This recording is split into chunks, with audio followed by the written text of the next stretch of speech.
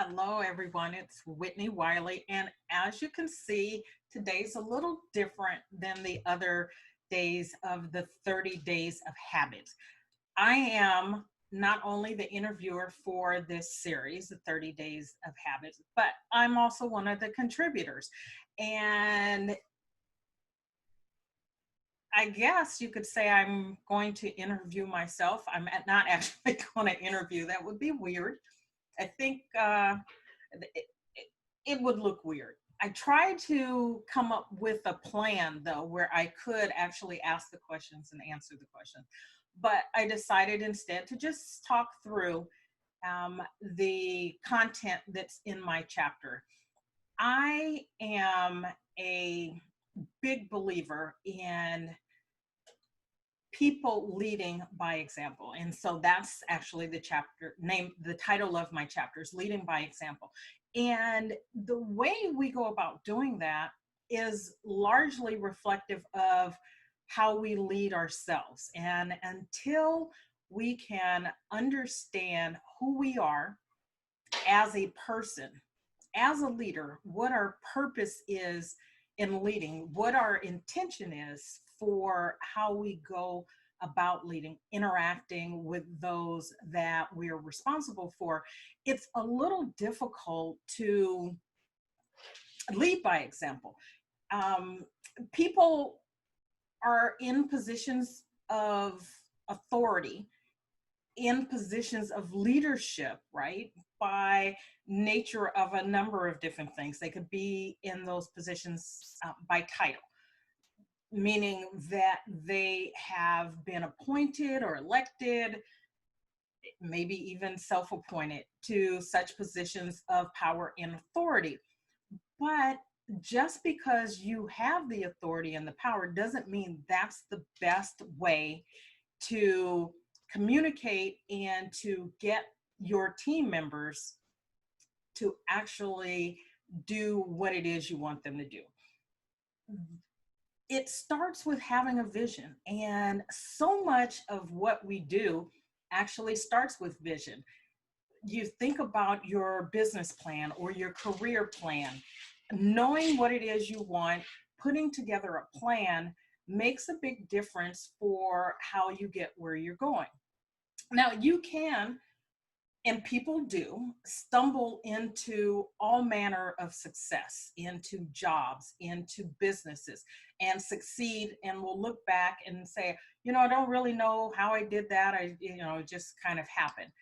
But that's not truly and normally the way it happens, right? People take the time to think about what it is they want and then work towards that vision. And the same thing happens with teams. As a leader, you start with a vision, whether it is your personal vision or a team vision.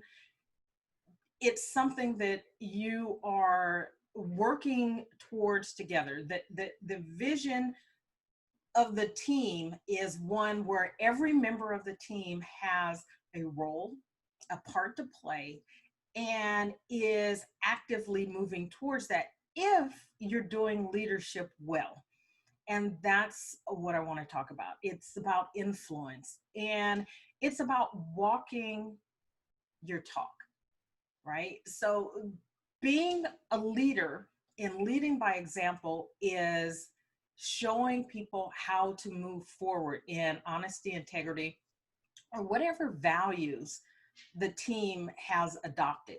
And I would say that's one of the things that's important for you to do as the leader of a team, as the leader of your home, or the coach of, your kids' little league team,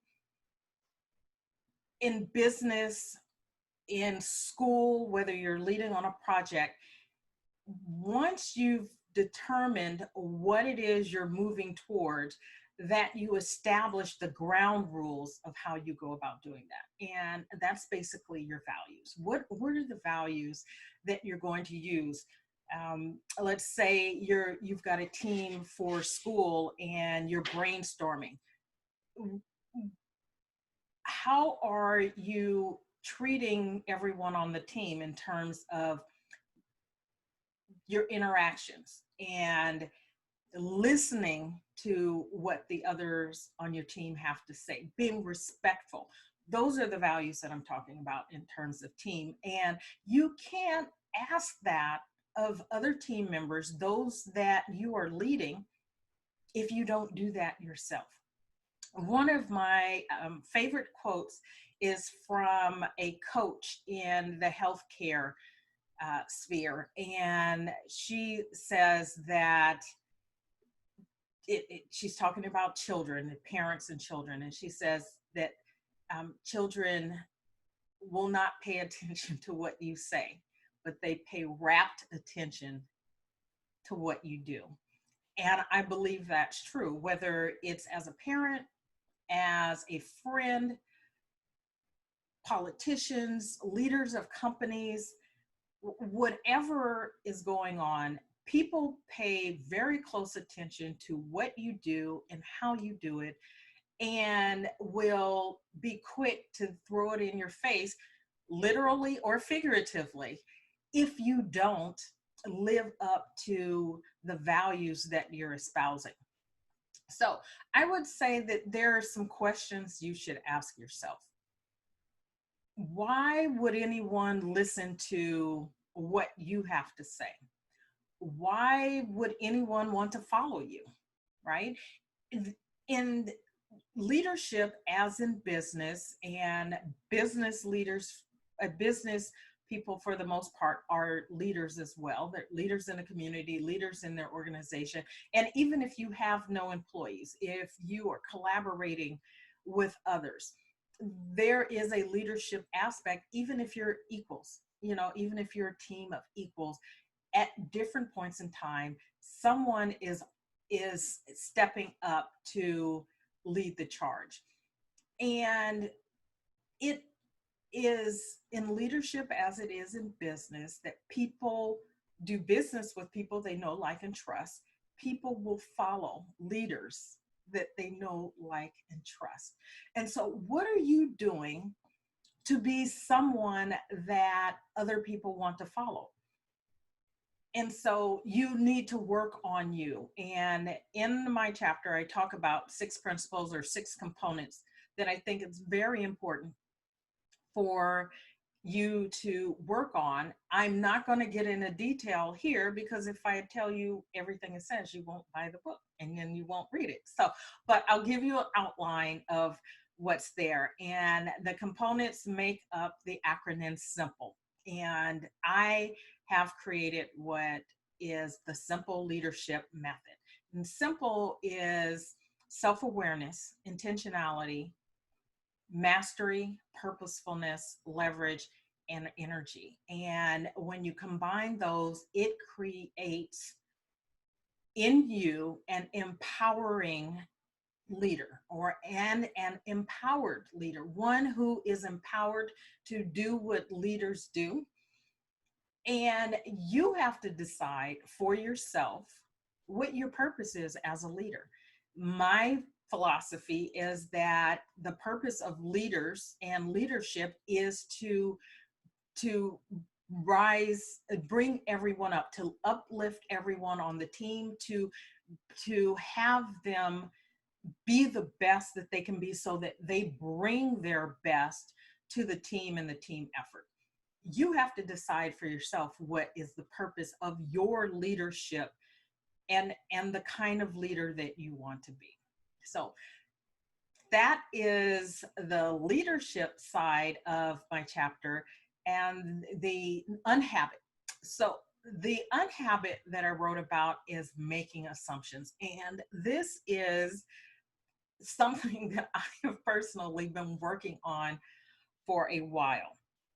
I think that parenthood and marriage, and maybe relationships in general, but marriage, because of the nature of the commitment and living together, so cohabitating couples could have the same dynamic, but it becomes about the lessons that we learn about ourselves when we are in close contact and interaction with people on a day-by-day basis, day in, day out.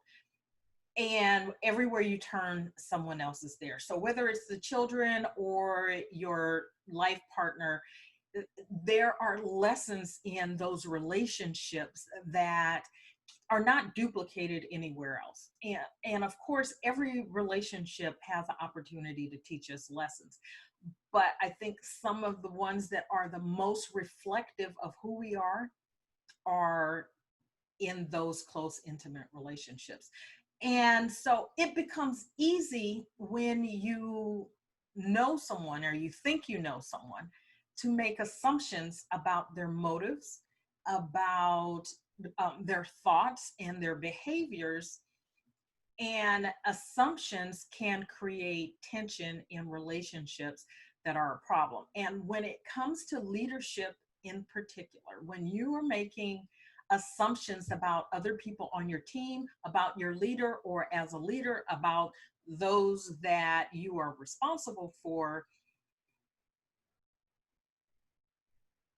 you can damage the relationship. And one of the cornerstones of good leadership is good relationships. And a foundation of good relationships is trust. And so if you are constantly making assumptions and those assumptions turn out to be wrong, you are going to damage the relationship.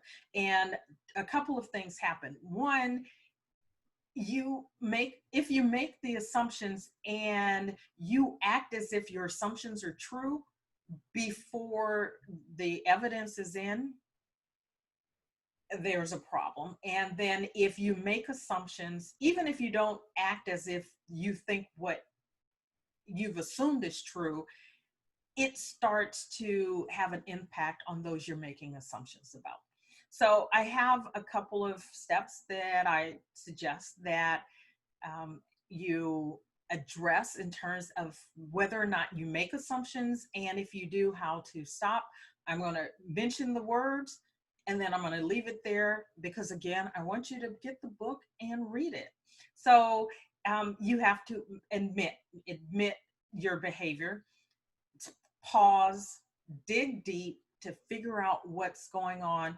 The thing you can do with the information that you get until you get all the information to make an informed decision is to trust and verify what you have. So you can start there, trust, and then verify. Some people say verify and trust. And then, of course, relax. It's like, just breathe, let go of what's right and your judgment, and give it a chance to work itself through. So I hope you enjoyed my sharing about my chapter. I want to, again, encourage you, if you have not done so, to get your copy of the One Habit for Success, the SmartFem Summit Special Edition.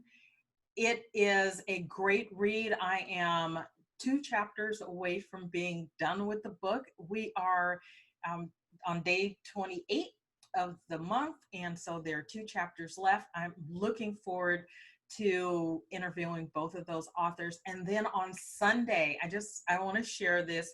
On Sunday, May 31st, we're going to have a special treat, kind of a wrap up and a look forward of what's going on with One Habit. So there will be another One Habit SmartFem edition, and Steve with One Habit has got some interesting projects coming forward and opportunities for you. So we're going to talk about those and kind of wrap up these last 30 days. And again, I hope that you will get your copy of the book, open it up, pick a habit, work on it, make it a part of who you are, let it change your life, let it change your business, and then move on to the next habit. So thank you for joining me and indulging me since I don't have someone to interview today. Thank you for being here. Take care, and I will see you tomorrow.